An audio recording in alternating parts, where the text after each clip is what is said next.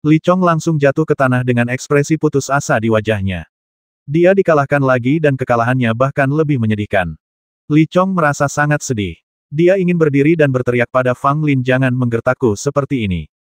Ketika Li Chong memikirkan tentang api yang baru saja diciptakannya dengan susah payah, dan bagaimana api itu akhirnya dimanfaatkan oleh Fang Lin, dia merasa seperti jantungnya berdarah dan dia berharap bisa langsung pingsan.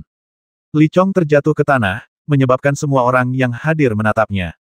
Pada saat ini, bahkan mereka yang bereaksi paling lambat pun mengerti apa yang baru saja terjadi, dan tatapan yang mereka berikan kepada Fang Lin menjadi sangat aneh. Orang ini sangat jahat. Li Chong kesulitan melakukan metode alkimia dengan menggunakan api internal dan eksternal, tetapi Anda cukup merampas semua api itu darinya. Apakah Anda juga seorang yang mendominasi? Rasanya seperti Li Chong melahirkan seorang putra yang gemuk dan sangat gembira, lalu kamu, Fang Lin, tiba-tiba mengatakan kepadanya bahwa putra ini adalah anakku. Bagaimana mungkin Li Chong tidak bersemangat? Meskipun Fang Lin tidak mencuri putra Li Chong, ia mencuri api Li Chong untuk memurnikan obat, yang memiliki arti yang sama. Ramuan Fang Lin akhirnya selesai disempurnakan, dan aroma harum memenuhi udara. Namun ramuan Li Chong telah hancur. Apinya telah padam, pilnya tidak berbentuk, dan berubah menjadi tumpukan sampah. Itu adalah kegagalan yang tidak bisa lebih buruk lagi. Semua ini disebabkan oleh Fang Lin. Lelaki tua dari keluarga Li itu terbelalak, dan dia meraung pada Fang Lin, kamu pantas mati. Saat dia berkata demikian, dia mengabaikan kehadiran Pak Tua Su dan langsung menyerang Fang Lin. Su tua itu cerdas dan cekatan. Dia segera menghalangi lelaki tua itu dari keluarga Li, dan keduanya mulai berkelahi di aula. Ledakan. Orang tua dari keluarga Li tampaknya gila. Dia mengabaikan halangan Old Su dan hanya ingin menyerbu Fang Lin dan membasminya dengan satu telapak tangan. Berani sekali kau. Beberapa diaken liga dan berteriak pada saat yang sama dan menyerang bersama-sama, bersama dengan Su tua, mereka menangkap orang tua gila dari keluarga Li. Sekalipun lelaki tua dari keluarga Li itu sangat kuat, hanya Su tua saja sudah cukup untuk menghentikannya. Ditambah dengan beberapa diaken dari Liga Alkimia yang bergabung, bagaimana mungkin dia tidak ditangkap? Orang menyebalkan Fang Lin, aku pasti akan membasmimu. Meskipun lelaki tua dari keluarga Li ditangkap, dia masih memelototi Fang Lin dan terus berteriak. Fang Lin mengerutkan bibirnya dan berkata tanpa basa-basi, jangan berteriak lagi. Apakah kamu percaya bahwa aku akan membasmi Li Chong sekarang? Ketika lelaki tua dari keluarga Li mendengar ini, dia memang takut. Si tua Su berbalik dan melirik Fang Lin, peringatan di matanya jelas terlihat. Si tua Su tidak akan membiarkan lelaki tua dari keluarga Li menyerang Fang Lin. Demikian pula, jika Fang Lin ingin membasmi Li Chong, Su tua akan menghentikannya. Terus terang saja, ini wilayah kekuasaan Pak Tua Su. Dia tidak punya hak untuk ikut campur dalam pertarunganmu di luar, tapi di sini, tidak seorang pun boleh mencoba menimbulkan masalah. Li Chong kemudian berdiri dengan goyah, menatap lelaki tua dari keluarga Li yang ditangkap, dan kemudian menatap tungku alkimia di depannya. Saya melihat gumpalan hitam besar di dalam tungku, yang mengeluarkan bau aneh. Sudut mulut Li Chong berkedut dan dia hampir terjatuh lagi.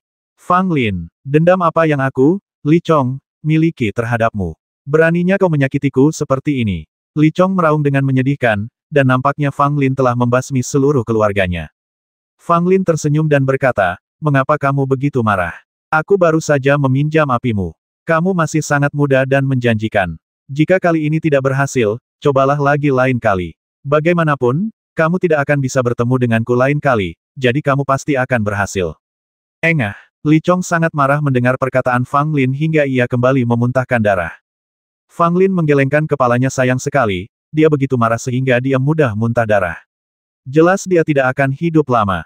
Semua orang terdiam. Jika Li Chong terus bertemu orang seperti Anda, dia mungkin tidak akan berumur panjang.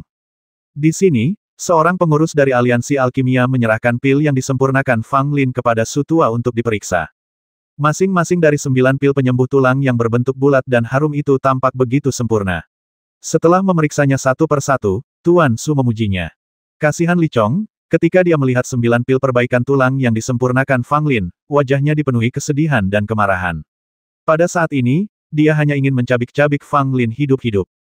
Awalnya, itu seharusnya milik Li Chong. Bagus, kamu telah berhasil melewati ketiga ujian tersebut. Sekarang, kamu adalah alkemis tingkat 2 dari aliansi alkemis kita. Kata Pak Tua Su sambil tersenyum dan menepuk bahu Fang Lin dengan penuh semangat untuk menunjukkan rasa terima kasihnya. Fang Lin tidak rendah hati ataupun sombong, dan membungkuk sedikit kepada Tuan Su, tetapi dalam hatinya dia cukup kesal dengan orang tua ini. Tidak peduli bagaimana Fang Lin melihatnya, sepertinya orang tua ini mempunyai niat jahat terhadapnya. Ini adalah intuisi Fang Lin, dan intuisinya selalu akurat. Su Tua menatap Li Chong lagi, dan ekspresinya langsung menjadi dingin. Li Chong dari keluarga Li, kamu gagal dalam ujian alkimia, kembalilah tahun depan. Perkataan ini sama saja dengan menjatuhkan hukuman mati kepada Li Chong, yang berarti membatalkan semua usahanya selama 10 tahun terakhir. Li Chong menggertakkan giginya, wajahnya pucat pasi tanpa jejak darah, tubuhnya bergoyang berkali-kali, dan akhirnya dia terjatuh ke tanah. Gagal. Bagi Li Chong, kata gagal adalah kata yang paling tidak bisa ia terima. Dari kecil hingga dewasa, ia tidak pernah mengalami kegagalan. Dia selalu menjadi yang terbaik di antara teman-temannya. Di seluruh kerajaan Qian, hanya sedikit orang yang dapat menandinginya. Tetapi hari ini, Li Chong akhirnya dikalahkan, dan itu adalah kekalahan yang menyedihkan, kekalahan yang total dan mutlak. Fang Lin tampaknya adalah seseorang yang secara khusus muncul untuk mencekiknya. Baik itu ramuan herbal, resep ramuan ajaib, maupun alkimia, Fang Lin lebih baik darinya. Bagi orang yang sombong, kegagalan bukanlah hal yang mengerikan, tetapi menghadapi seseorang yang sepertinya mustahil untuk dilampaui adalah hal yang sangat mengerikan. Saat Fang Lin menyapu apinya, Li Chong menyadari bahwa ia mungkin akan merasa sulit untuk melampaui pemuda bernama Fang Lin ini. Tidak, aku Li Chong. Aku adalah kebanggaan keluarga Li. Bagaimana mungkin aku tunduk pada Fang Lin? Bahkan jika dia mengalahkanku kali ini, aku akan membalasnya di masa depan. Li Chong tiba-tiba berdiri, menatap Fang Lin dengan mata merahnya, seolah ingin melahapnya hidup-hidup. Li Chong hanya menatap Fang Lin tanpa berkata apa-apa. Setelah waktu yang lama, Li Chong berbalik dan meninggalkan aula. Orang tua dari keluarga Li melotot tajam ke arah Fang Lin lalu bergegas pergi. Setelah beberapa saat, seorang pengurus dari Liga dan datang untuk melaporkan bahwa semua anggota keluarga Li telah pergi. Tidak seorang pun terkejut. Akan aneh jika keluarga Li tetap tinggal di sini. Sulit untuk mempercayainya jika Anda memikirkannya. Keluarga Li awalnya datang dengan sejumlah besar orang dengan semangat tinggi untuk mengikuti penilaian. Tapi apa hasilnya? Tak seorang pun berhasil, semuanya gagal. Bahkan seorang jenius dalam alkimia seperti Li Chong hanya lulus penilaian seorang alkemis tingkat pertama.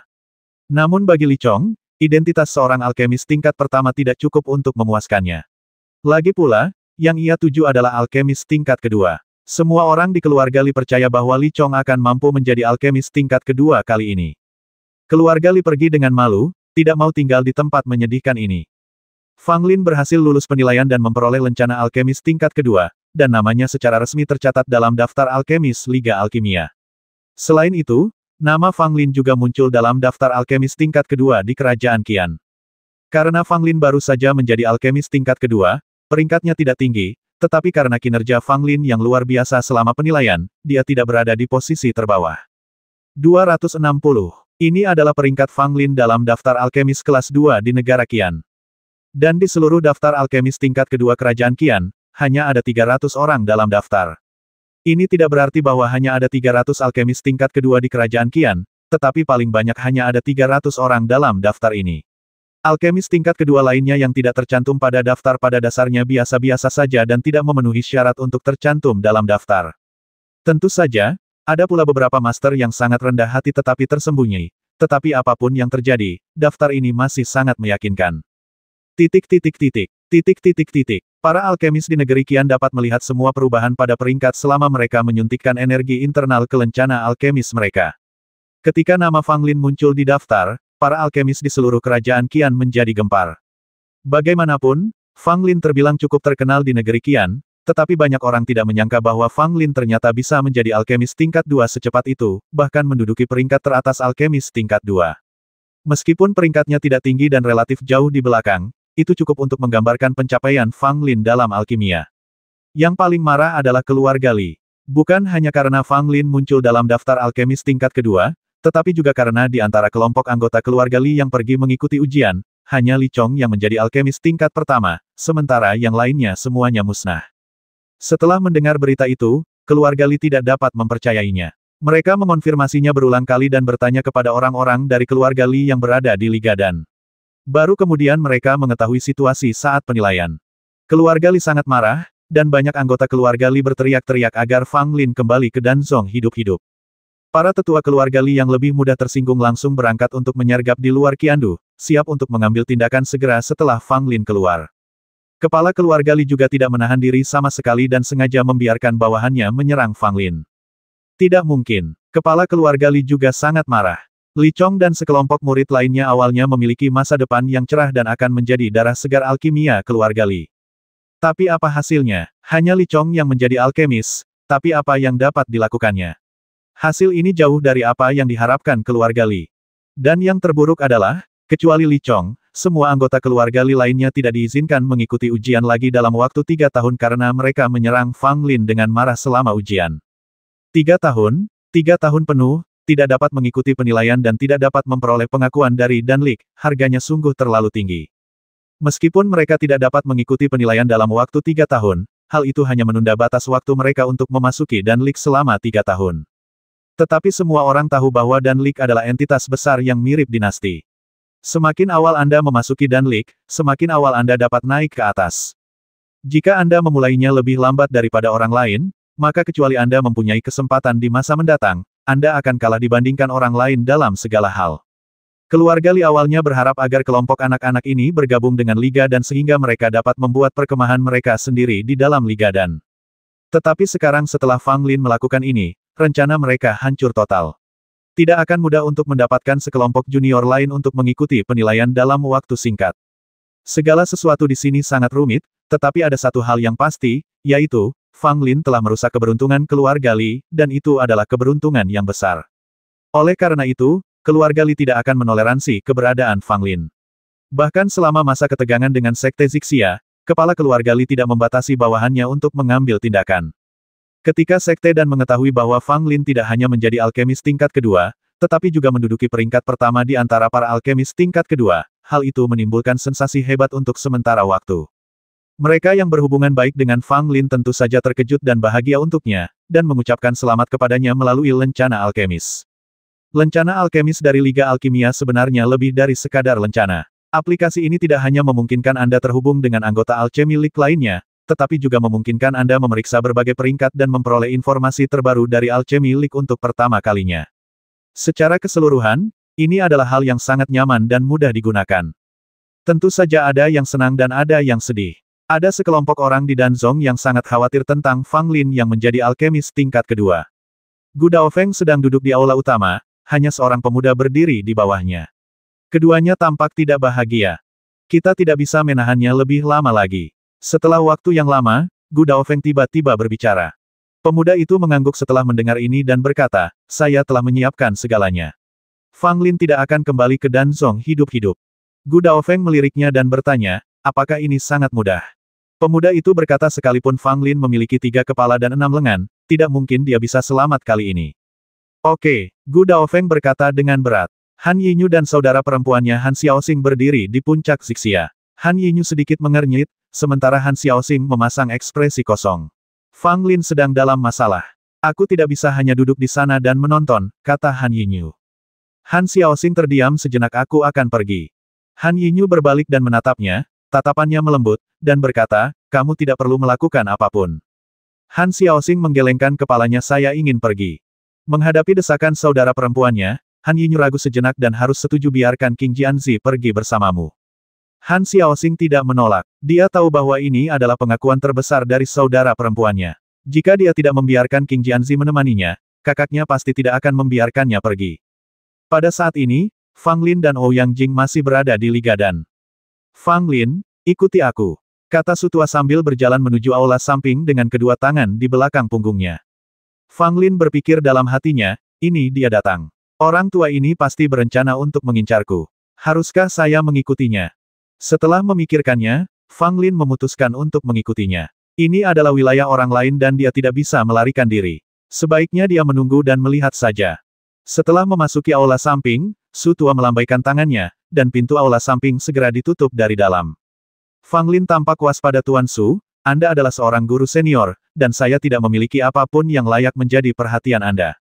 Senyum di wajah Su Lao membeku, dan dia terbatuk 2 kali. Anakmu, kamu benar-benar meremehkanku. Fang Lin menepuk dadanya dan menghela napas lega. Bagus, bagus. Tetua itu terlihat seperti orang yang baik hati. Su Tua benar-benar bingung apakah harus tertawa atau menangis. Fang Lin mengucapkan kata-kata ini di awal, dan jelaslah bahwa dia sedang waspada terhadapnya. Namun, Jika menyangkut Zen Sanshan, Su Tua tidak akan menyerah begitu saja. Sekalipun kelihatannya tidak bagus, dia harus mendapatkannya. Fang Lin, apakah kamu tahu situasimu saat ini? Si Tua Su tiba-tiba berkata kepada Fang Lin dengan serius. Menghadapi pertanyaan ini, Fang Lin tidak banyak berpikir dan menjawab dengan tenang junior tahu. Su Lao berkata, oh, dengan ekspresi jenaka di wajahnya, kau tahu. Kalau begitu, katakan padaku, bagaimana situasimu saat ini? Fang Lin menatap tetua Su dengan pandangan samar. Saya berada dalam situasi yang sangat berbahaya sekarang. Jika tetua Su punya niat terhadap saya tidak akan berdaya untuk menolaknya. Ekspresi wajah si tua Su berkedut, dan meskipun dia pandai mengolakinya, dia hampir tak dapat menahan diri untuk tidak mengumpat. Apa yang terlihat di matamu itu? Saya adalah ketua tetua Liga dan, sekalipun aku punya niat jahat padamu, aku tidak akan menggunakan tindakan keras, oke. Paling-paling Anda dapat menggunakan beberapa strategi, tetapi terhadap siapa Anda berjaga-jaga seperti pencuri. Apakah kamu mengerti apa yang saya maksud? Su Tua berteriak dengan marah. Fang Lin tersenyum canggung dan berkata, tentu saja aku mengerti. Aku khawatir akan sulit bagiku untuk menempuh jalan Danzong kali ini. Mendengar ini, mata Pak Tua Su berkedip karena sedikit terkejut. Anak ini berpura-pura bodoh, tetapi sebenarnya dia mengerti segalanya lebih dari orang lain. Fang Lin secara alami sangat jelas tentang situasinya saat ini. Keluarga Li ingin membasminya, dan ada juga orang-orang dari Sekte Zixia yang ingin membasminya. Dia dikelilingi oleh musuh dari dalam dan luar. Meng Chaoyang telah mengingatkan Fang Lin melalui lencana liga dan bahwa ayah Wang Xuanlong diam-diam telah meninggalkan Wuzong. Apalagi yang akan terjadi jika dia meninggalkan Wuzong saat ini? Pasti pihak lain Lin yang akan menyerang. Adapun Danzong, Gu Daofeng pasti tidak akan melewatkan kesempatan besar ini, dan kemungkinan besar seseorang akan datang menyergapnya di tengah jalan. Karena kamu juga mengerti hal ini, aku akan langsung memberitahumu. Kamu dapat memilih untuk tetap berada di Liga dan meninggalkan Sekte Zixia. Maka Liga Danku akan menjamin keselamatanmu dan tidak seorang pun dapat menyentuhmu. Kata Su Tua langsung ke intinya. Fang Lin tidak menyangka kalau lelaki tua ini begitu terus terang. Dia membujuknya untuk bergabung dengan Dan Lik sepenuhnya saat itu juga. Jika dia orang biasa, dia akan benar-benar mempertimbangkannya saat menghadapi situasi seperti itu. Namun, Fang Lin tidak terlalu memikirkannya, karena dia tidak ingin terlalu banyak berhubungan dengan Liga Dan saat ini. Tepatnya, Fang Lin sekarang sangat menjijikkan bagi Liga Alkimia. Karena masalah ahli pil racun, dia merasa sangat jijik dan meremehkan Liga Alkimia di dalam hatinya. Oleh karena itu, dia tidak akan terlibat dengan Dan Lik kecuali benar-benar diperlukan. Saya menghargai kebaikan Anda, tetua, tetapi saya tidak akan meninggalkan Sekte Zixia untuk saat ini. Fang Lin menolak secara langsung tanpa bertele-tele. Su Tua mengernyit sedikit. Dia tidak mengerti mengapa Fang Lin menolak tanpa memikirkannya. Anda harus tahu bahwa setiap tahun banyak sekali orang yang ingin bergabung dengan Dan Lik dan menjadi bagian darinya. Siapapun yang datang untuk menjilat Pak Tua Su dapat berbaris dari gerbang Liga dan hingga gerbang kota Qiandu. Saya mencoba membujuk Anda untuk bergabung dengan Dan Lik dengan kata-kata baik saya, tetapi Anda tidak menghargainya. Fang Lin, bergabung dengan Liga Alkimia akan sangat bermanfaat bagimu. Apapun yang dimiliki Sekte Zixia, kami di Liga Alkimia juga memilikinya, dan Liga Alkimia jauh lebih kuat daripada Sekte Zixia. Kamu juga harus memahami bahwa dengan bergabung dengan Liga Alkimia, kamu akan mendapatkan lebih banyak sumber daya untuk pelatihan dan bimbingan yang lebih baik dari para ahli alkimia terkenal. Aku dapat menjamin bahwa dengan kualifikasimu, kamu dapat menjadi diaken dalam waktu 2 tahun. 10 tahun kemudian, bukan tidak mungkin bagimu untuk menggantikanku sebagai kepala tempat ini. Pak Tua Su membujuk dengan sungguh-sungguh. Harus kuakui kata-kata Tuan Su sangat menarik, tapi sayang sekali dia bertemu Fang Lin. Memang, aliansi alkimia memiliki banyak sekali kelebihan, tetapi Fang Lin hanya menyadari satu hal, yaitu, aliansi alkimia memiliki para alkemis beracun, dan dia, Fang Lin, enggan untuk bergaul dengan mereka. Pada saat itu, Fang Lin mengepalkan tangannya sedikit ke arah Penatua Su, dengan ekspresi meminta maaf di wajahnya. Terima kasih atas kebaikan Anda, Penatua. Saya telah memutuskan bahwa saya tidak akan meninggalkan Sekte Zixia. Su Tua sangat marah sehingga dia ingin membanting meja. Dia sudah mengatakan semua hal baik yang bisa dikatakannya, jadi mengapa Anda masih tidak mendengarkan? Bagaimanapun, sayalah orang yang lebih tua dan bertanggung jawab di sini. Sudah di bawah harga diriku untuk membujukmu seperti ini. Kenapa kamu tidak memberiku muka? Jika Su Lao tidak benar-benar peduli dengan reputasinya dan dia juga sangat mengagumi Fang Lin, dia pasti sudah memarahinya sejak lama. Pada saat itu, Tetua Su berkata dengan marah, kalau begitu, aku tidak akan membujukmu lagi. Namun, aku khawatir kamu tidak bisa kembali ke Sekte Zixia. Jika kamu ingin kembali, keluarga Li pasti akan membasmimu di tengah jalan. Apakah kamu pikir kamu memiliki kesempatan untuk kembali ke Sekte Zixia hidup-hidup? Fang Lin berpikir dalam hati, bukan hanya keluarga Li, ada orang di pihakku yang mencoba berurusan denganku. Tapi Fang Lin cukup tenang. Dia merentangkan tangannya dan tampak seperti seorang bujangan. Datanglah jika kau mau. Jika musuh datang, kami akan menghentikannya. Jika air datang, kami akan memblokirnya dengan tanah. Aku tidak bisa begitu saja tidak kembali ke Sekte Zixia karena aku takut, kan? Pak Tuasu mencibir, dasar bodoh. Kalau kamu dibasmi oleh keluarga Li, aku tidak akan membiarkan siapapun mengambil jasadmu. Fang Lin mengerutkan bibirnya dan berkata, jangan ganggu Tetua Su. Kalau semuanya baik-baik saja, aku akan pergi. Setelah berkata demikian, dia berbalik dan hendak pergi. Kembali, Su Tua berteriak tak berdaya. Fang Lin berbalik dan menatap Tetua Su dengan bingung. Tetua Su, apakah ada hal lainnya? Su Lao berkata dengan tidak senang, dasar orang menyebalkan kecil, apa kau mencoba membuatku penasaran? Fang Lin tersenyum. Tetua, jika Anda tidak menyebutkannya, saya tentu juga tidak akan berani menyebutkannya. Su Tua tidak berdaya. Dia mendapati Fang Lin sama sekali tidak tampak seperti anak laki-laki berusia 17 atau 18 tahun. Dia lebih stabil darinya. Penatua Su menghela napas dan berkata, Fang Lin, aku tidak akan bertele-tele denganmu. Aku harap kamu bisa mengajariku metode kuno untuk mengejutkan 3 gunung. Ketika mengatakan ini, ekspresi Tuan Su agak serius, dan ada perasaan tidak mau ditolak. Fang Lin secara alamiah mengetahui hal itu. Su Tua ini mungkin bertekad untuk mendapatkan Zen Sanshen-nya.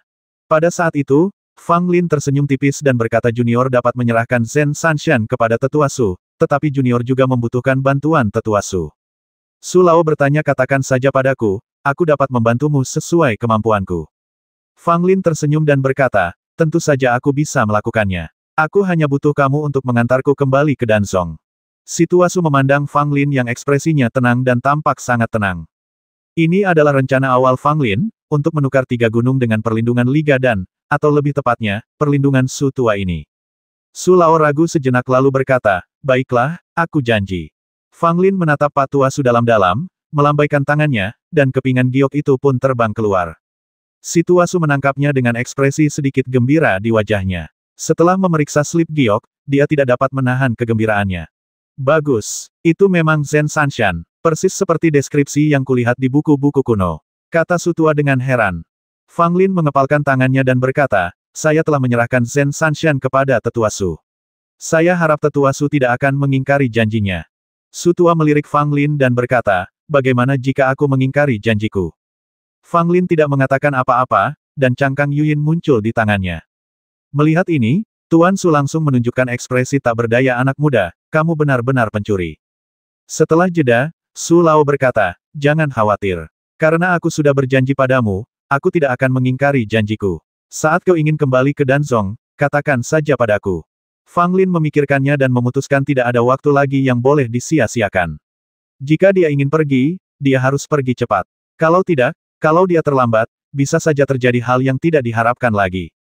Saya ingin kembali ke Danzong hari ini, kata Fang Lin. Penatua Su mengangguk dan berkata, kalau begitu, aku akan mengirim seseorang untuk mengawalmu kembali ke Danzong. Fang Lin mengerutkan kening. Orang tua ini mengambil barang-barang itu lalu menyangkalnya begitu cepat. Penatua Su, bukankah Anda berjanji untuk mengawal kami secara pribadi? Fang Lin bertanya. Su Lao meliriknya dan berkata sambil tersenyum, jangan khawatir, orang-orang yang mengantarmu kembali tidak jauh lebih lemah dariku, dan mereka cukup untuk melindungimu. Fang Lin ingin mengatakan sesuatu yang lain, tetapi melihat ekspresi Pak Tua Su, sepertinya dia benar-benar tidak bermaksud mengawalnya secara pribadi. Dia hanya bisa mengumpat dalam hati dan menyerah. Lebih baik ada yang menemani daripada tidak ada yang menemani. Kalau orang tua ini sampai marah lalu mengingkari janjinya, Fang Lin tidak akan berdaya. Setelah Su Tua memperoleh metode kultivasi Zen Sanshen, dia tidak lagi berniat mengawal Fang Lin. Tentu saja, dia harus segera mulai mempelajarinya. Adapun pendamping yang disebutkan oleh Tuan Su, dia adalah seorang pria parubaya bernama Huang Yongtian, dengan wajah tegas, perawakan tinggi dan gagah, dan dia mengenakan jubah alkimia yang sangat canggung. Sekilas, Huang Yongtian jelas tidak terlihat seperti seorang alkemis, tetapi lebih seperti seorang pejuang yang kuat dan perkasa. Namun, Huang Yongtian memang merupakan master terkuat kedua di Liga dan setelah Old Su, dan kultivasinya telah mencapai tingkat ke-9 Yuan Bumi. Fang Lin merasa lega ketika melihat Huang Yongtian memang tidak lemah. Dapat dilihat bahwa Tuan Su masih cukup dapat dipercaya dan tidak mengutus siapapun untuk membodohi Fang Lin. Ouyang Jing sedikit terkejut saat mengetahui Fang Lin akan berangkat ke Sekte Zixia hari ini, lalu berkata bahwa dia memiliki urusan penting lain yang harus diselesaikan dan tidak akan kembali ke Sekte Zixia bersama Fang Lin. Mengetahui bahwa Ouyang Jing tidak akan kembali, Fang Lin tidak banyak bicara. Adalah keputusan yang sangat bijaksana bagi Ouyang Jing untuk tidak pergi bersamanya. Lagi pula, Fang Lin tidak tahu bahaya apa yang akan dihadapinya di sepanjang jalan. Ouyang Jing tidak cukup kuat, dan jika dia pergi bersamanya, dia hanya akan menjadi beban. Fang Lin memahami hal ini, dan Ouyang Jing sendiri bahkan lebih jelas tentang hal itu. Meskipun dia sangat khawatir dengan keselamatan Fang Lin, setelah pertimbangan yang matang, tidak bepergian dengan Fang Lin adalah pilihan terbaik. Ouyang Jing tidak ingin pergi, tetapi ada satu orang yang masih ingin pergi bersama Fang Lin, dan itu adalah Du Guonian. Du Guonian telah memakan sesuatu yang tidak baik, jadi dia pergi ke toilet berkali-kali di pagi hari dan kakinya menjadi lemah. Benar-benar tidak ada cara lain, jadi Du Guonian harus mengambil beberapa genggam herba dan mengunyahnya mentah-mentah, yang membuatnya merasa jauh lebih baik. Bukannya dia tidak pernah berpikir untuk membuat ramuan, tapi diarenya begitu parah hingga dia tidak punya tenaga lagi. Bagaimana dia bisa membuat ramuan ajaib? Fang Lin telah mempertimbangkan apakah akan meninggalkan gadis ini dan menyelinap kembali ke Sekte Zixia sendirian. Pikiran ini begitu kuat pada satu titik sehingga Fang Lin hampir lari. Tetapi kalau dipikir lagi, gadis ini mungkin akan mengejarnya ke Sekte Zixia nanti. Lagi pula, gadis ini kan dari keluarga Dugu, jadi mempertahankan dia di dekatnya akan menjadi seperti alat tawar-menawar. Jika saatnya tiba dan orang-orang dari keluarga Li atau Sekte Zixia ingin menyerangku, aku akan menangkap Du Guonian dan menahannya di hadapanku untuk melihat apakah mereka berani menyerangku. Du Guonian yang malang, tidak tahu bahwa Fang Lin menggunakannya sebagai tameng untuk menyelamatkan hidupnya, dan dia dengan senang hati meninggalkan Qiandu bersama Fang Lin. Namun, tubuh Du Guonian masih sedikit lemah, dan jelas bahwa gejala diarenya belum berlalu. Melihat wajahnya pucat, dia tampak lesu dan sempoyongan saat berjalan, Fang Lin memberinya pil tambahan yang telah diramunya. Setelah beberapa saat, Du Guonian merasa tubuhnya kembali kuat dan dia merasa jauh lebih nyaman.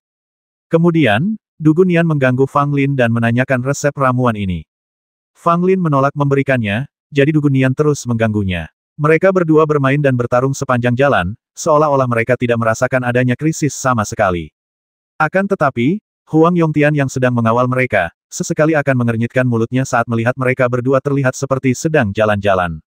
Bisakah Anda berperilaku sedikit lebih baik? Saya bertanya-tanya berapa banyak orang yang akan melompat keluar di sepanjang jalan. Apakah benar-benar tidak apa-apa bagi kami untuk bepergian seperti ini? Du Guonian juga sangat bingung pada awalnya. Mengapa ada seorang pria setengah baya dengan wajah mati mengikutinya? Setelah Fang Lin menjelaskan kepadanya, Du Guonian akhirnya mengerti bahwa Fang Lin berada dalam situasi yang berbahaya dan seseorang bisa saja melompat keluar untuk membasminya kapan saja. Huang Yongtian ada di sini untuk mengawalnya kembali. Du Guonian sama sekali tidak takut, bahkan menertawakan kemalangannya. Hal itu membuat Fang Lin begitu marah hingga ia hampir menendangnya 2 kali. Setelah meninggalkan Qiandu, kami melakukan perjalanan selama 3 hari tanpa insiden apapun dan semuanya tampak sangat damai. Akan tetapi, kecuali Du Guonian, Fang Lin dan Huang Yongtian, semuanya punya firasat bahwa badai akan segera datang, dan mereka tidak pernah lengah sedikit pun. Malam itu mereka bertiga tidak beristirahat. Mereka memanjat gunung di bawah kegelapan. Hanya ada sedikit cahaya di timur. Tiba-tiba, Huang Yongtian yang berjalan di depan berhenti dan ekspresinya menjadi serius. Fang Lin meliriknya, lalu mengerutkan kening. Dia menyentuh tas 9 istana, memegang pedang panjang pemberian Han Yinyu di tangan kirinya, dan belati hijau di tangan kanannya. Melihat reaksi cepat Fang Lin, Huang Yongtian menunjukkan sedikit kekaguman dan keterkejutan di matanya, terutama dia menatap kedua senjata di tangan Fang Lin selama beberapa detik lagi. Du Guonian melihat kedua pria itu memiliki ekspresi aneh dan Fang Lin bahkan mengeluarkan senjatanya. Sekalipun dia lambat bereaksi, dia tahu ada sesuatu yang salah. Huang Yongtian mundur 2 langkah, menghalangi Fang Lin dan Du Guonian di belakangnya, dan matanya mengamati sekeliling seperti seekor elang. Lingkungan sekitarnya sangat sunyi, dengan rumput liar setinggi setengah orang tumbuh di mana-mana. Hanya angin malam yang bertiup melewati ilalang yang menimbulkan suara gesekan yang sangat pelan. Ada kegembiraan dan kegelisahan di wajah Du Guonian, seolah-olah dia menantikan seseorang yang tiba-tiba melompat keluar. Huang Yongtian tidak berkata apa-apa, memegang pedang lebar berwarna merah di tangannya, siap menerkam seperti harimau yang hendak menerkam mangsanya. Fang Lin menatap Huang Yongtian dengan heran. Dia memang layak menjadi master terbaik kedua di Liga Qiangwodan. Aura ini tidak diperoleh begitu saja. Jelas itu terakumulasi melalui ratusan pertempuran dan menewaskan banyak orang. Dalam sekejap, sosok-sosok bermunculan dari segala arah, masing-masing bergerak sangat cepat dan menyerbu langsung ke arah Fang Lin tanpa mempedulikan apapun. Tujuannya sangat jelas, yaitu membasmi Fang Lin. Orang-orang ini tampaknya tahu bahwa Huang Yongtian bukanlah orang yang bisa dianggap remeh, jadi mereka bertindak tegas. Selama mereka membasmi Fang Lin, mereka akan segera melarikan diri dan tidak akan terlibat dengan Huang Yongtian. Huang Yongtian meraung dan menebas sosok tercepat dengan pisaunya. Pria itu juga terkejut melihat gerakan pedang Huang Yongtian yang sangat cepat. Dia segera berhenti dan memperlihatkan wajahnya. Fang Lin juga mengenali orang ini. Dia adalah lelaki tua dari keluarga Li. Basmi anak ini. Orang tua dari keluarga Li itu meraung. Kelima sosok lainnya bergegas menuju Fang Lin, dengan segala jenis senjata teracung, bertekad untuk mengambil nyawa Fang Lin.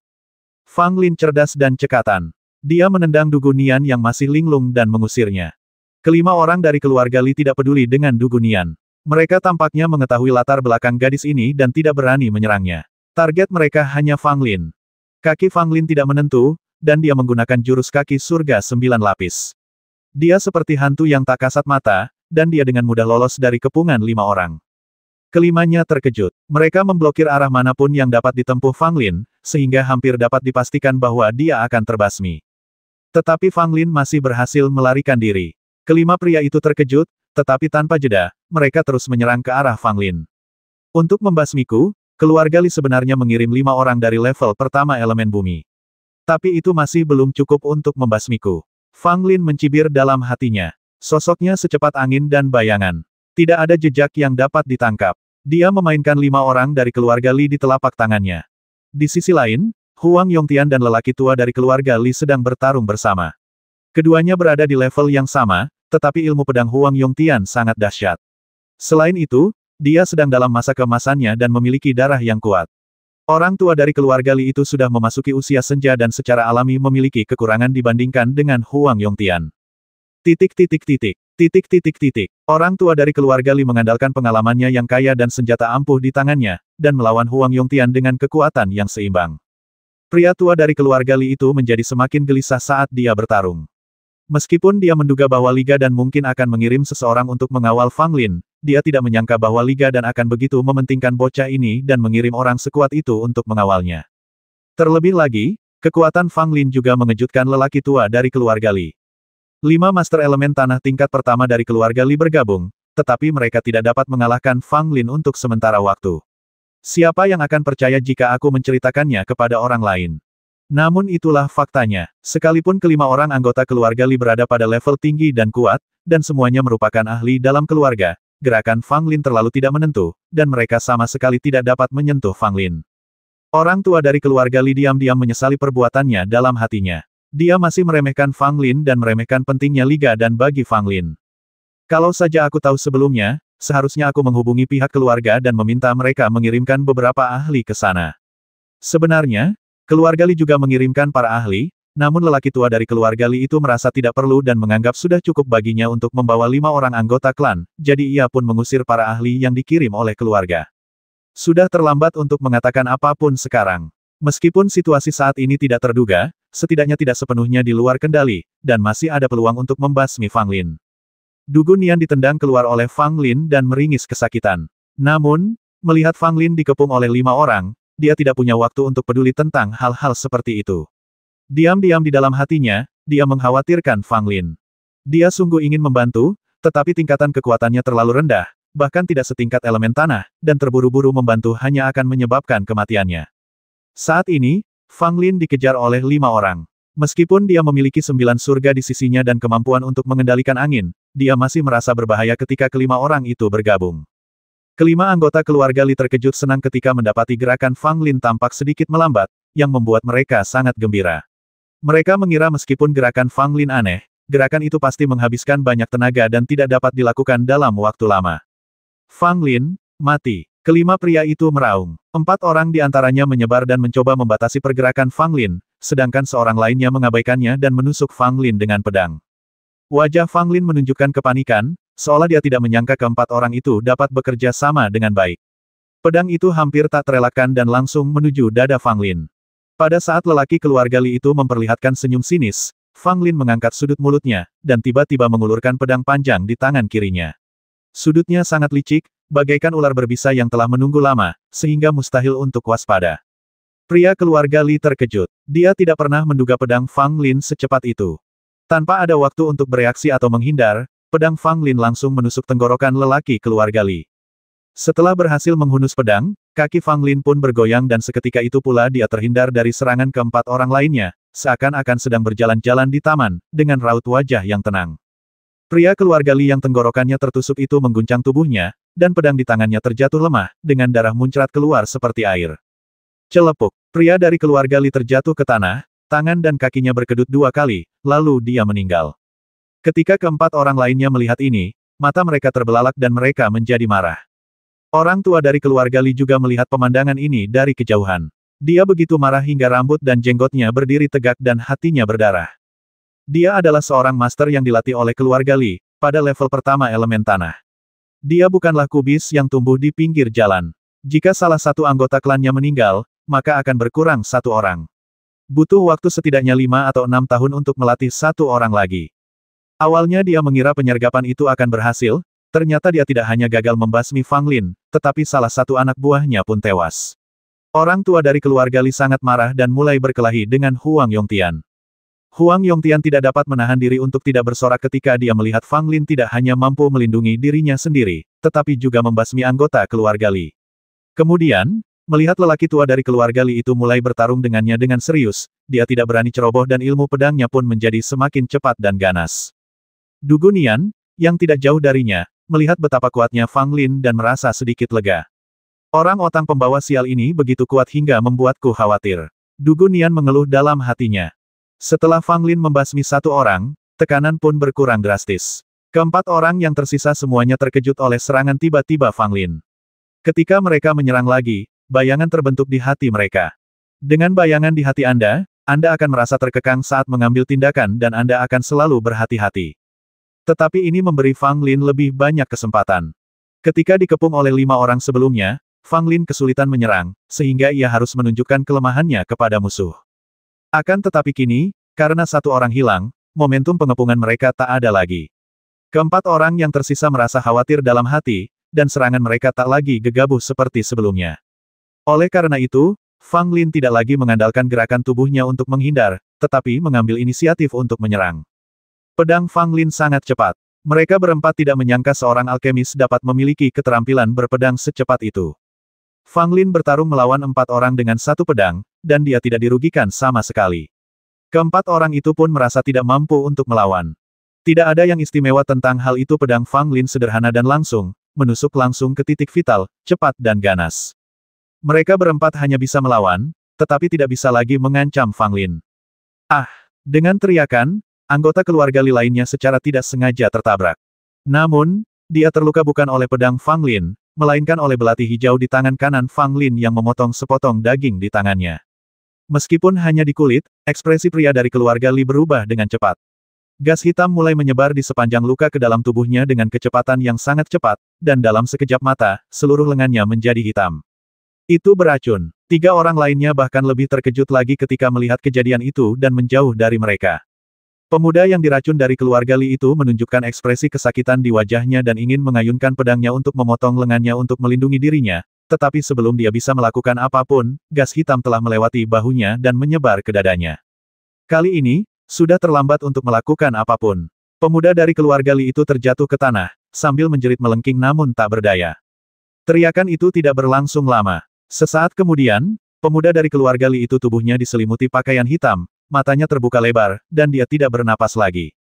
Fang Lin memasang ekspresi acuh tak acuh di wajahnya, seolah-olah 2 orang yang meninggal secara tragis di tanah itu tidak ada sangkut pautnya dengan dia. 3 anggota keluarga Li yang tersisa memandang Fang Lin dengan ngeri. Ketika divisi minyak dan gas melihat ekspresi Fang Lin yang dingin dan acuh tak acuh setelah dia membasmi seseorang, mereka merasakan hawa dingin di hati mereka. Fang Lin baru berusia 17 atau 18 tahun. Kok dia bisa membasmi orang semudah makan dan minum? Maaf, aku khawatir kamu tidak bisa membasmiku. Fang Lin berkata kepada ketiga orang itu dengan ekspresi menyesal. Mereka bertiga saling berpandangan, dan untuk sesaat mereka benar-benar tidak berani mengambil tindakan lagi. Tidak mungkin. Mereka berlima telah bergabung sebelumnya, tetapi mereka masih belum dapat mengalahkan Fang Lin.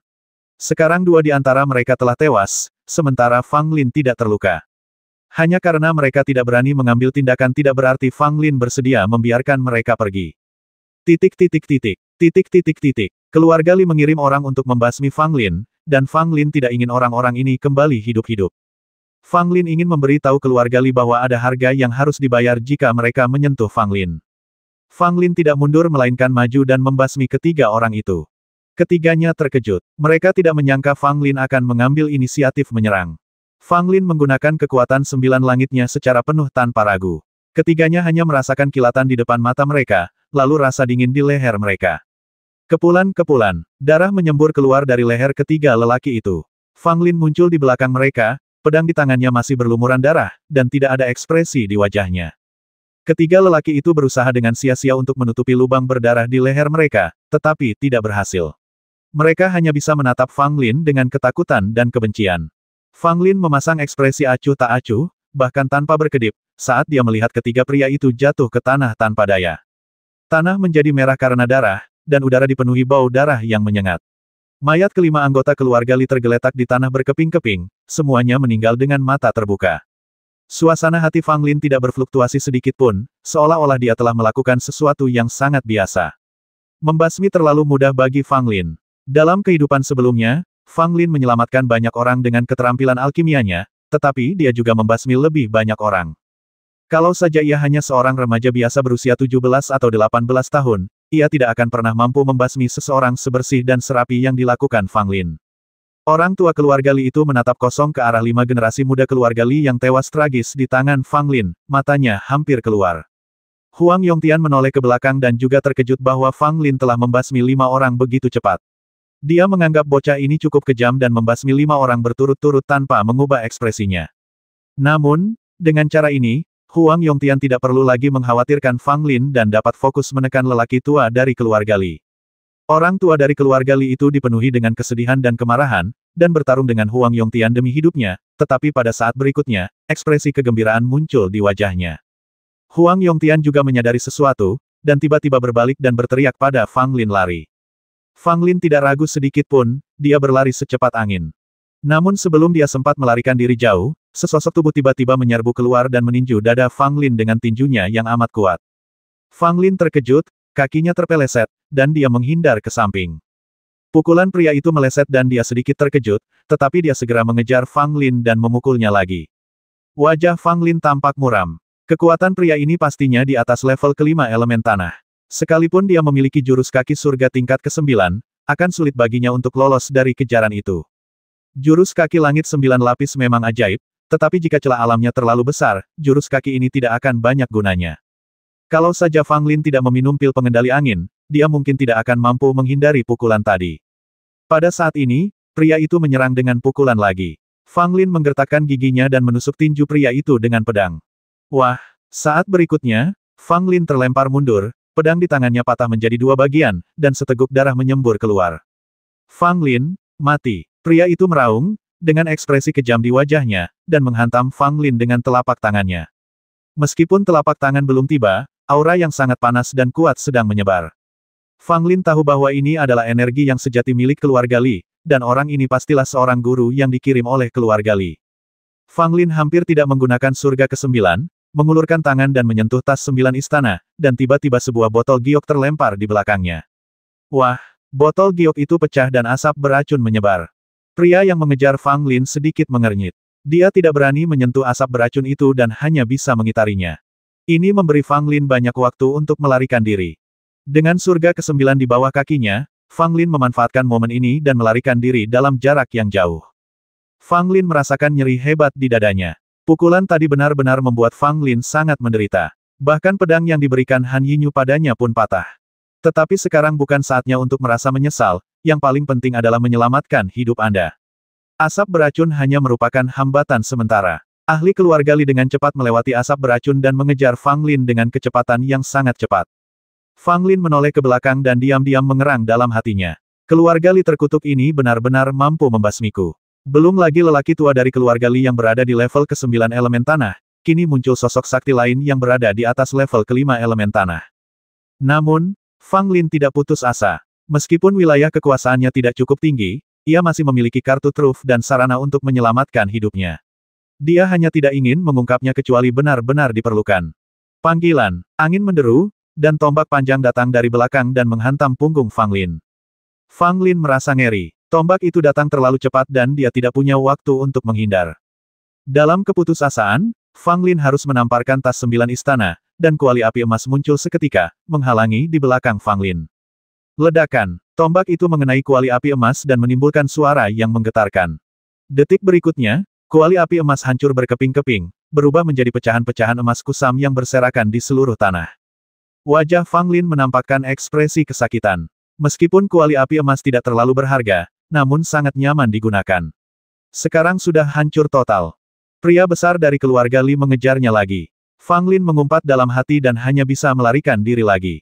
Fang Lin, kau tidak bisa lari. Pria besar dari keluarga Li itu menyeringai dan melemparkan tombak di tangannya lagi. Kali ini tombaknya lebih kuat dari sebelumnya. Fang Lin merasakan hawa dingin di punggungnya, seolah ada sesuatu yang mencoba menusuk-nusuk tubuhnya. Pada saat kritis ini, ketika Fang Lin hendak menggunakan kartu trufnya untuk meredakan situasi, sesosok mungil tiba-tiba muncul di belakang Fang Lin. Tombak itu menyerang, tetapi sosok mungil itu mencengkeramnya dengan satu tangan, dan tidak dapat bergerak. Adegan ini terlalu mendadak. Pria besar dari keluarga Li tercengang, dan Fang Lin juga tercengang.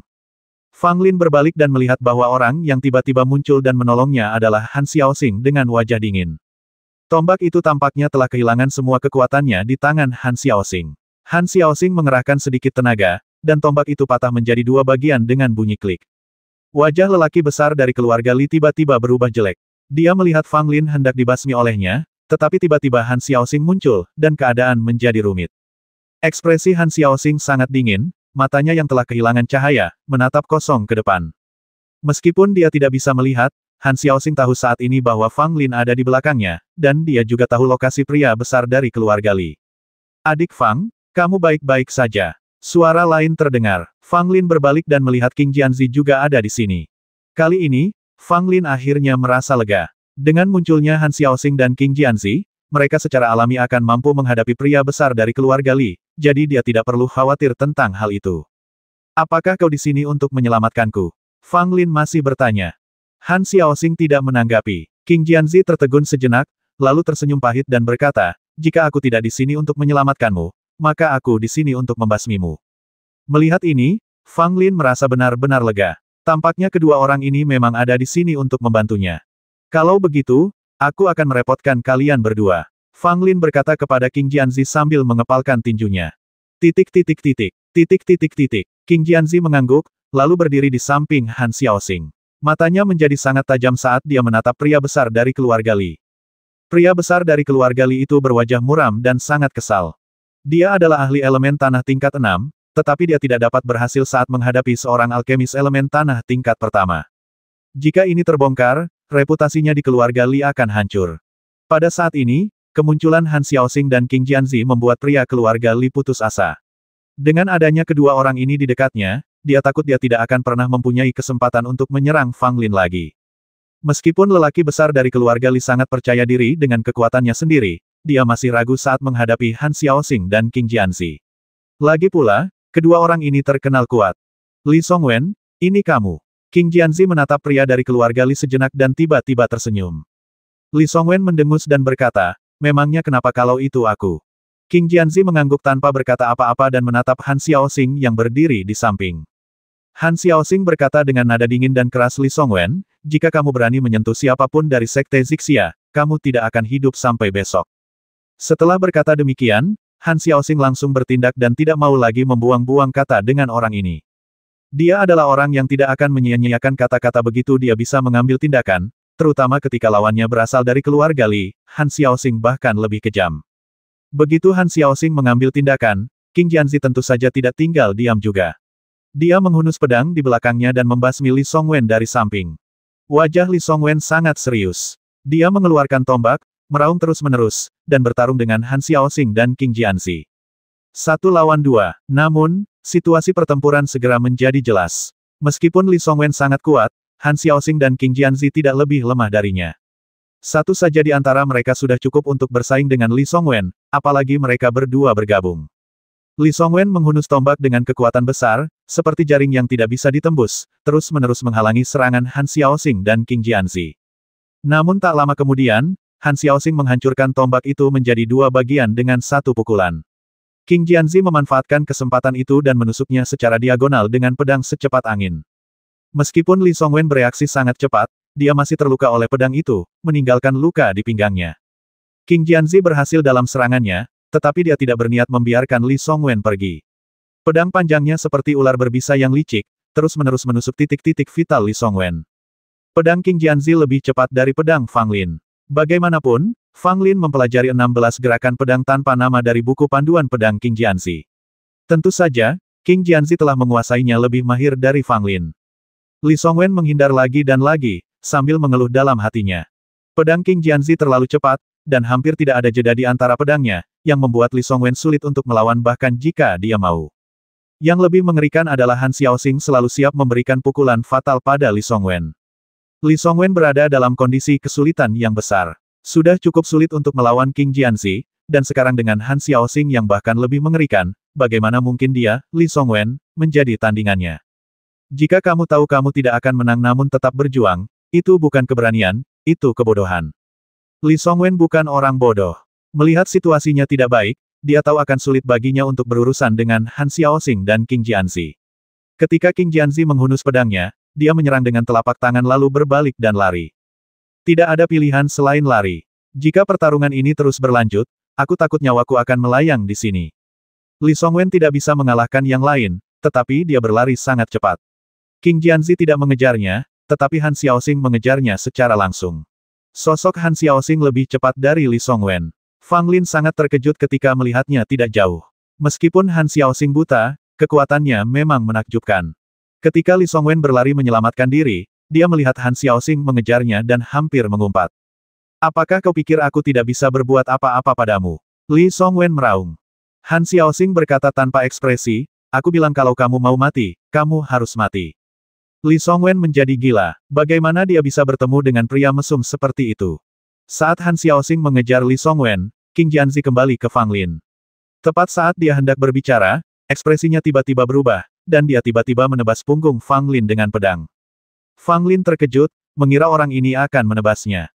Saat suara angin bertiup terdengar di belakangnya, Fang Lin menyadari bahwa ada seseorang di belakangnya, dan tampaknya orang itu adalah musuh, bukan teman.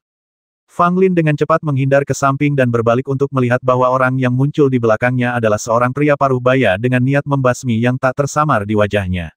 Fang Lin tidak mengenal orang ini, tetapi Qing Jianzi sepertinya mengenalnya.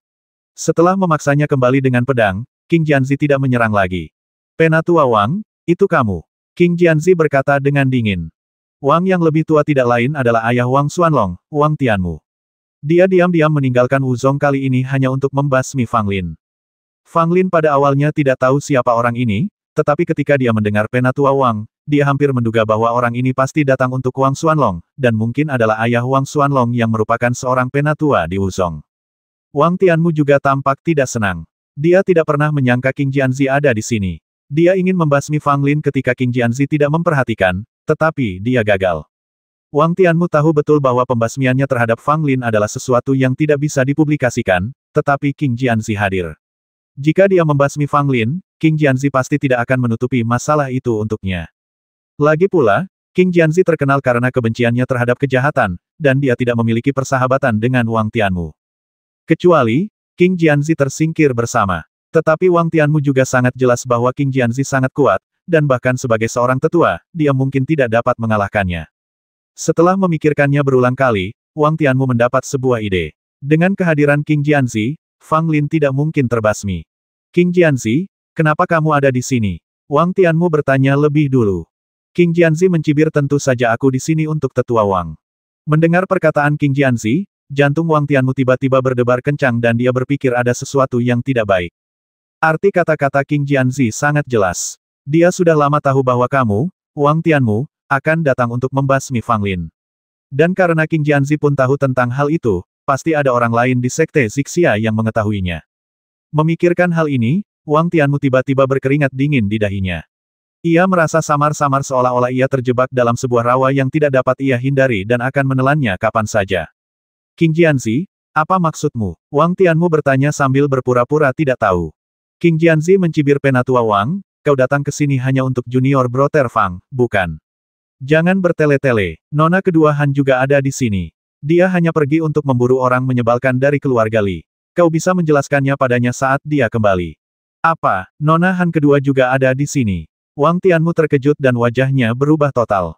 Saat dia ingin melancarkan serangan diam-diam ke Fang Lin tadi, Han Xiaoxing sudah mengejar Li Songwen, jadi Wang Tianmu hanya melihat King Jianzi hadir dan tidak tahu kalau Han Xiaoxing juga ada di sini. Setelah mengetahui ini, Wang Tianmu tahu bahwa dia sudah tamat. Bahkan Han Xiaoxing telah datang, jadi fakta bahwa dia diam-diam meninggalkan Wuzong tidak dapat lagi disembunyikan. Wang Tianmu menatap Fang Lin dengan tatapan bodoh, merasa penuh penyesalan. Kalau dia sudah tahu hal ini akan terjadi, mengapa dia harus turun gunung dan menimbulkan masalah bagi dirinya sendiri? Bukankah ini hanya karena kamu tidak mempunyai hal lain yang lebih baik untuk dilakukan? Sekarang, Fang Lin aman dan sehat, dan dia tidak dapat menyentuhnya sama sekali, dan dia mungkin akan dihukum berat karena kejadian ini. Wang Tianmu tahu betul bahwa Sekte Zixia bukannya tidak memiliki hal-hal yang meragukan, tetapi selama hal-hal itu dilakukan dan tidak diketahui orang lain, semuanya akan baik-baik saja. Tetapi apa yang paling saya takutkan adalah ketahuan. Kalau orang-orang Wuzong tahu tentang hal itu, maka pemimpinnya mungkin akan menutup mata. Tetapi jika Han Xiaoxing tahu tentang hal itu, masalah ini akan menjadi ledakan besar dan hampir tidak ada ruang untuk bermanuver. Fang Lin berdiri di samping dengan senyum di wajahnya. Baru saat itulah Fang Lin menyadari bahwa King Jianzi dan Han Xiaoxing datang ke sini bukan hanya untuk berurusan dengan keluarga Li, tetapi juga untuk Wang Tianmu. Namun, Fang Lin diam-diam beruntung dalam hatinya. Jika King Jianzi tidak hadir, dia mungkin telah berhasil disergap oleh Wang Tianmu. Saat ini, Wang Tianmu berada dalam situasi sulit dan terjebak dalam situasi yang sangat memalukan. Fang Lin mengetahuinya dengan jelas dan sangat penasaran bagaimana Wang Tianmu akan menyelamatkan dirinya. Mata Wang Tianmu berkedip, tetapi dia segera tenang dan menatap Fang Lin. Wang Tianmu tahu betul bahwa satu-satunya titik terobosan saat ini adalah Fang Lin. Asal saja Fang Lin tidak mempermasalahkan hal itu, sekalipun dia dihukum, hukumannya tidak akan terlalu berat. Meskipun dia membenci Fang Lin di dalam hatinya, Wang Tianmu harus menekan semua kebencian itu demi masa depannya sendiri. Dengan ekspresi memohon di wajahnya, dia membungkuk kepada Fang Lin sambil mengepal tangan. Adegan ini membuat King Jianzi sedikit mengernyit, tetapi dia tidak mengatakan apa-apa. Fang Lin tertegun sejenak, lalu menunjukkan ekspresi geli. Tampaknya Wang Tianmu bukan orang bodoh, melainkan orang pintar. Ya ampun, apa yang dilakukan tetua Wang? Dia benar-benar membuatku malu. Fang Lin berseru dengan sok. Mulut King Jianzi berkedut. Bisakah kamu lebih ringkas dalam aktingmu? Wang Tianmu juga tidak berdaya karena ekspresi Fang Lin yang berlebihan, dan segera berkata Fang Lin, aku salah tentang masalah ini. Selama kamu tidak mengejarnya, aku bisa menebusnya. Melihat Wang Tianmu berbicara langsung ke intinya, Fang Lin terlalu malas untuk berpura-pura, dan berkata dengan wajah dingin kamu datang untuk membasmiku, dan kamu ingin aku tidak mengejarnya. Bagaimana hal seperti itu bisa terjadi di dunia? King Jianzi melipat tangannya di dada dan menatap Wang Tianmu seolah sedang menonton lelucon. Ekspresi Wang Tianmu tetap tidak berubah. Dia menundukkan kepalanya dan berkata, aku memang datang untuk membasmimu, tetapi aku gagal. Selama kamu bersedia melepaskanku, aku bersumpah bahwa aku tidak akan pernah mempermalukanmu lagi, dan aku akan membiarkan Xuanlong bersujud kepadamu dan mengakui kesalahannya. Fang Lin hampir tertawa terbahak-bahak. Wang Tianmu sungguh sesuatu. Dia bahkan meminta putranya untuk bersujud kepadanya dan mengakui kesalahannya. Wang Tianmu begitu rendah hati sehingga ia bahkan tidak punya pilihan selain membiarkan putranya Wang Xuanlong bersujud kepada Fang Lin dan mengakui kesalahannya. Lagi pula, Wang Xuanlong telah dipukuli oleh Fang Lin, dan jika dia bersujud dan mengakui kesalahannya, hal terburuk yang bisa terjadi adalah kehilangan muka. Selama dia bisa mendapatkan pengampunan Fang Lin, Wang Tianmu tidak akan peduli apakah putranya malu atau tidak.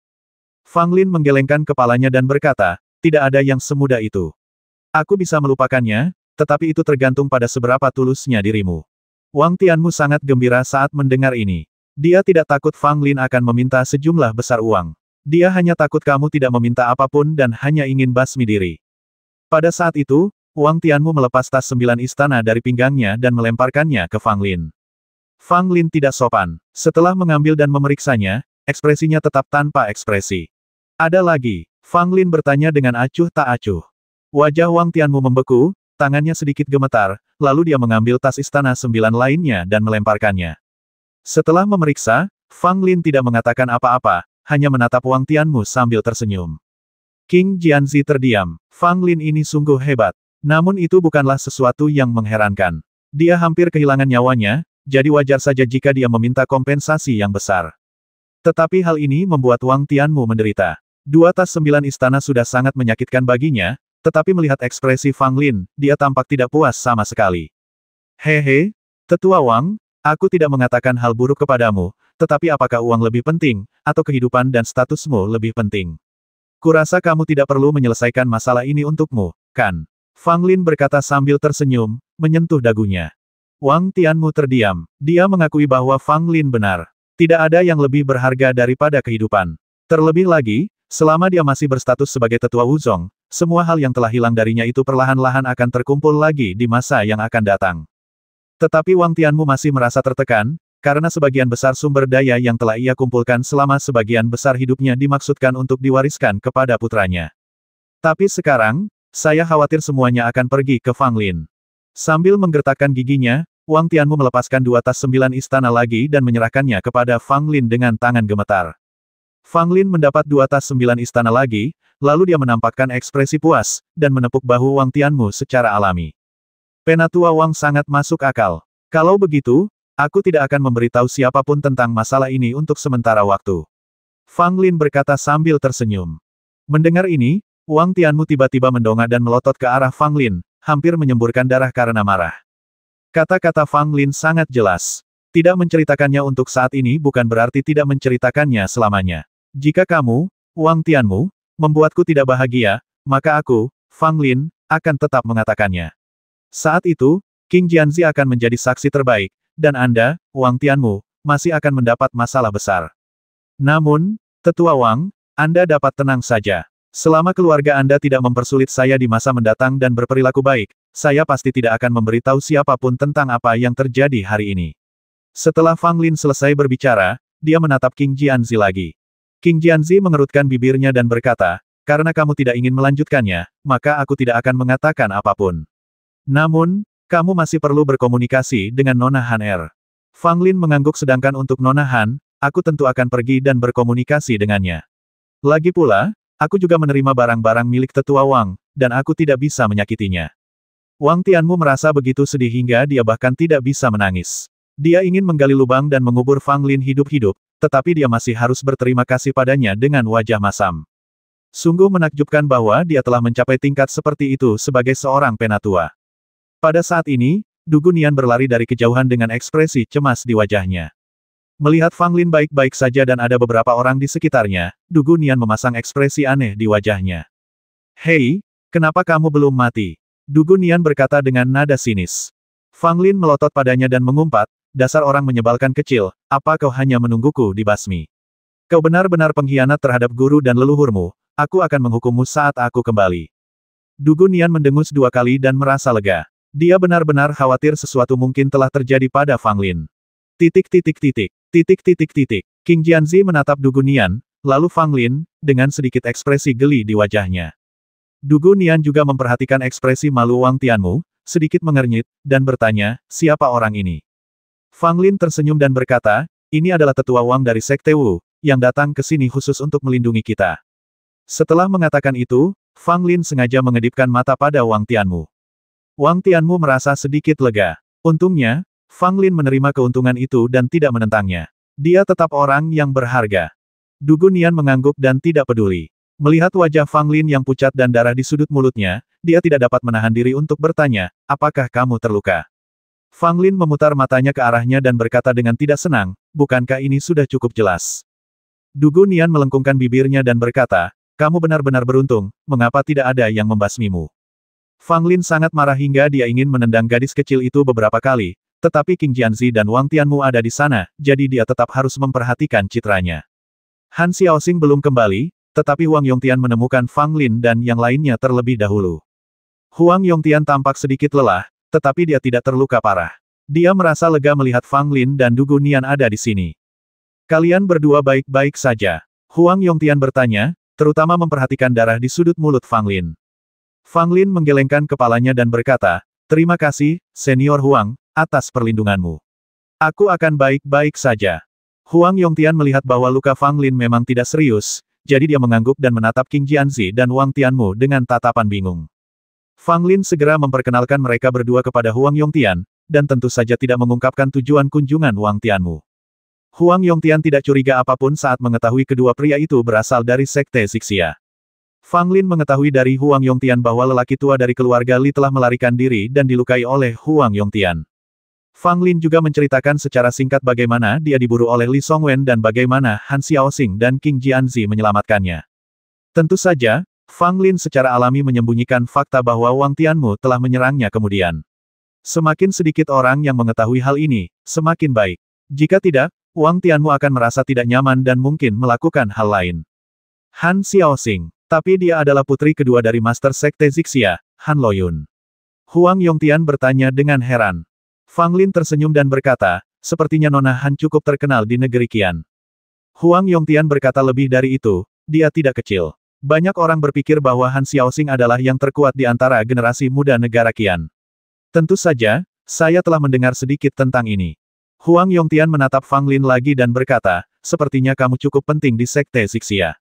Bahkan Putri Han Loyun datang menjemputmu. Fang Lin sedikit malu dan tidak tahu harus berkata apa. Kata-kata Huang Yongtian mengejutkan Wang Tianmu.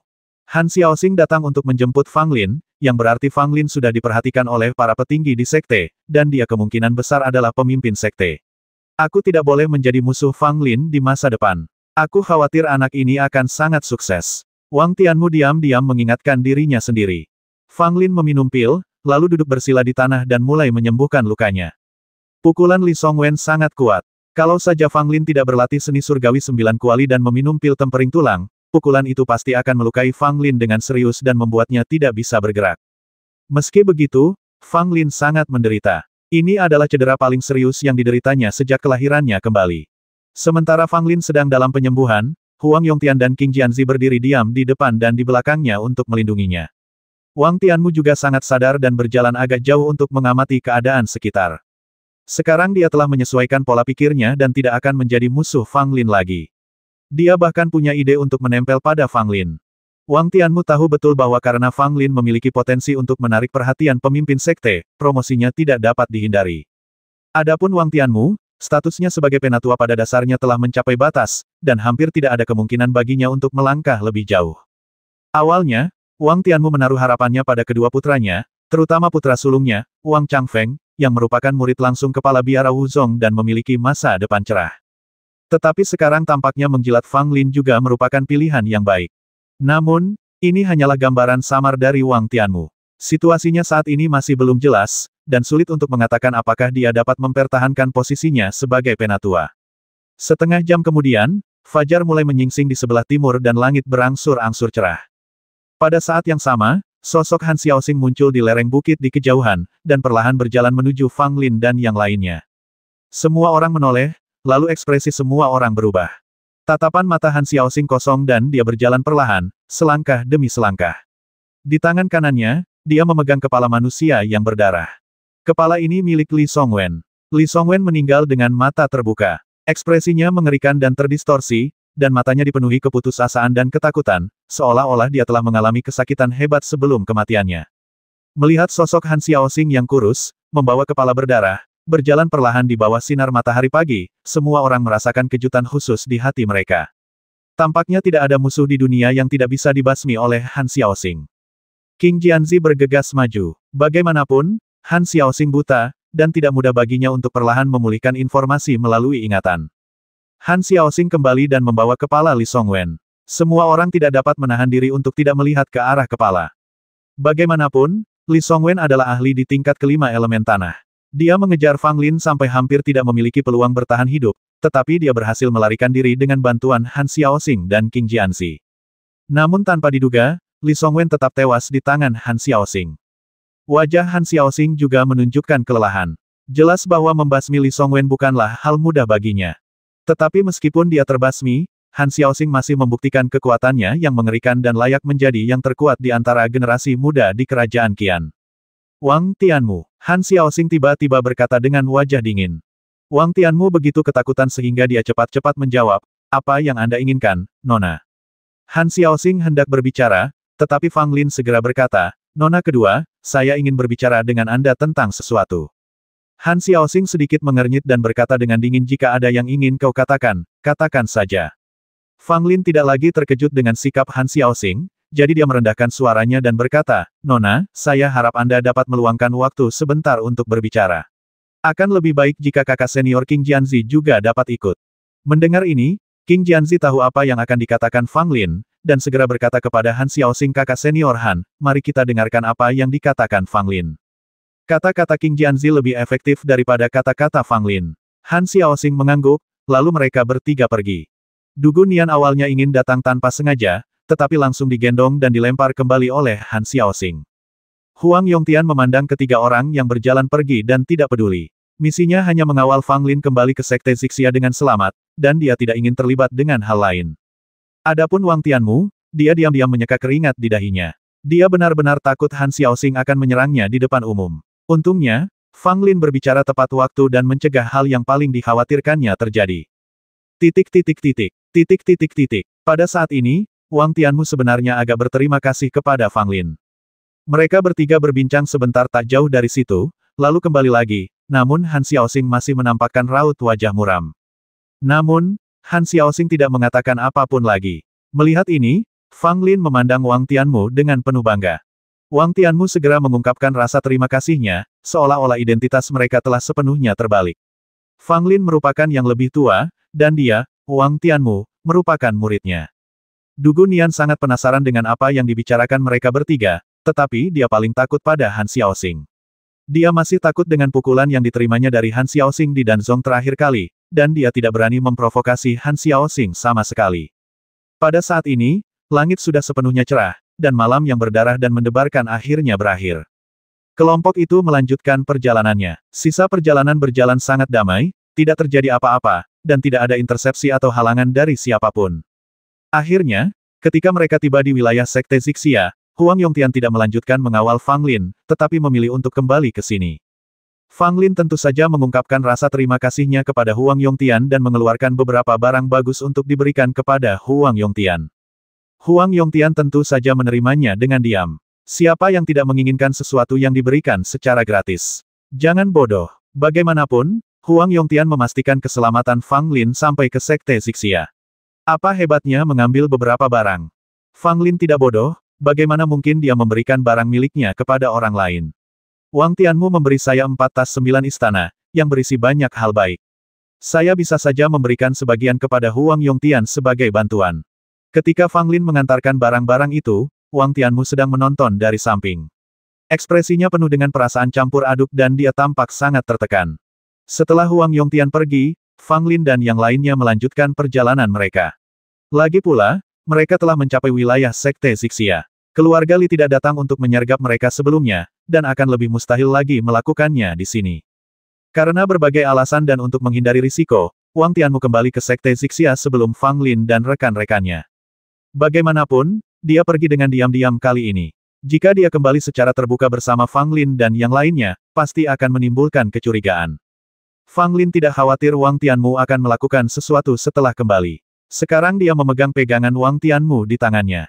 Jika Wang Tianmu berani melakukan sesuatu, Fang Lin tidak perlu mengatakan apa-apa, Han Xiaoxing akan berurusan dengan orang ini terlebih dahulu.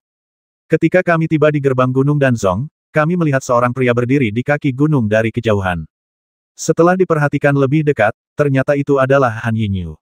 Han Yinyu datang untuk menyambut mereka secara pribadi, jadi mereka tidak bisa lalai. Beberapa orang bergegas maju, dan Fang Lin dan King Jianzi memberi hormat pada Han Yinyu bersama-sama dengan tinju mereka. Han Yinyu memiliki senyum di wajahnya, dan senyumnya membuat orang merasa seperti angin musim semi, memberikan orang kesan pertama yang sangat lembut dan baik. Kamu kembali. Salam sederhana ini membuat orang merasa hangat di hati mereka. Terima kasih, Nona, karena telah datang untuk menyambut saya secara pribadi, dan terima kasih atas bantuan Anda dalam menyelamatkan saya. Fang Lin berkata dengan hormat. Dalam perjalanan pulang, Fang Lin tahu bahwa alasan Han Xiaoxing dan King Jianzi datang menjemputnya adalah karena instruksi Han Yinyu. Semua tindakan Wang Tianmu yang diam-diam meninggalkan Wuzong juga berada di bawah kendali Han Yinyu. Jika Han Yinyu tidak meminta Han Xiaoxing dan Qing Jianzi untuk menjemput Fang Lin mungkin tidak akan bisa kembali ke Sekte Zixia dengan mudah, dan tidak bisa dipastikan apakah dia bisa kembali. Meskipun Fang Lin juga tahu bahwa Han Yinyu sangat membantunya sehingga dia bisa merawatnya dan Han Xiaoxing di masa depan, Fang Lin tetap sangat berterima kasih kepada Han Yinyu. Itu tidak perlu. Jika kau ingin berterima kasih kepada seseorang, kau harus berterima kasih kepada Xiaoxing dan Qing Jianzi. Merekalah yang melakukan perjalanan itu. Aku tidak melakukan apapun. Han Yinyu berkata lembut. Fang Lin mengeluh dalam hatinya, meskipun kamu tidak melakukan apa-apa, setiap gerakan Sekte Zixia ada di tanganmu. Setelah percakapan singkat dan tinggal di depan gerbang Gunung Danzong, Han Xiaoxing mengikuti Han Yinyu pergi. Qing Jianzi juga kembali ke Wuzong, dan Fang Lin serta Dugunian memasuki Danzong bersama-sama. Han Xiaoxing dan Qing Jianzi secara alami menceritakan kepada Han Yinyu semua yang terjadi setelah mereka bertemu Fang Lin, tanpa menyembunyikan apapun. Ketika Han Yinyu mendengar bahwa Fang Lin telah menerima keuntungan Wang Tianmu dan tidak berniat mengejar Wang Tianmu, ekspresi terkejut dan tidak berdaya muncul di wajahnya. Fang Lin ini benar-benar hebat. Ketika dia mengambil barang-barang Wang Tianmu, dia sangat mengenalnya, seolah-olah dia telah melakukan ini berkali-kali sebelumnya. Qing Jianzi berkata sambil tersenyum kecut. Han Xiaoxing mendengus dia dan Wang Tianmu bagaikan burung yang sama. Han Yinyu menatap adiknya tanpa daya. Dia tidak tahu mengapa Fang Lin begitu memuakkan terhadap adiknya. Namun, penilaian Han Xiaoxing sangat tepat. Sampai batas tertentu, Fang Lin dan Wang Tianmu benar-benar burung yang sama. Qing Jianzi, 6 bulan dari sekarang akan menjadi hari ketika gua tak berujung dibuka. Kau harus bersiap. Kali ini ketika gua tak berujung dibuka, selain Sekte Zixia kita, keluarga Li, keluarga kerajaan Daqian, dan pasukan besar dan kecil lainnya dari kerajaan Qian juga akan berpartisipasi. Han Yinyu tiba-tiba berhenti tersenyum dan berkata pada Qing Jianzi. Qing Jianzi mengangguk setelah mendengar ini. Kita tinggalkan masalah Fang Lin untuk saat ini. Kita masih perlu mengawasi Wuzong. Wang Tianmu tidak berani bertindak gegabah, tetapi kita tidak bisa menjamin bahwa orang lain tidak akan melakukan hal gegabah. Han Yinyu berkata lagi. Qing Jianzi menanggapi dan pergi. Han Yinyu menatap adiknya dan bertanya, apakah kamu membasmi Li Songwen dari keluarga Li? Han Xiaoxing mengangguk, sikapnya sederhana dan jelas. Han Yinyu sama sekali tidak menyalahkannya dan berkata dengan tenang, basmi saja dia jika kau mau. Xiaoxing, kau melakukan hal yang benar. Adapun Fang Lin, dia dan Dugunian kembali ke kediaman mereka dan segera menutup gerbang serta menolak menerima tamu. Ternyata, menutup pintu bagi pengunjung adalah langkah yang sangat bijaksana. Tidak lama setelah dia kembali, sekelompok orang datang mengunjungi Fang Lin. 170.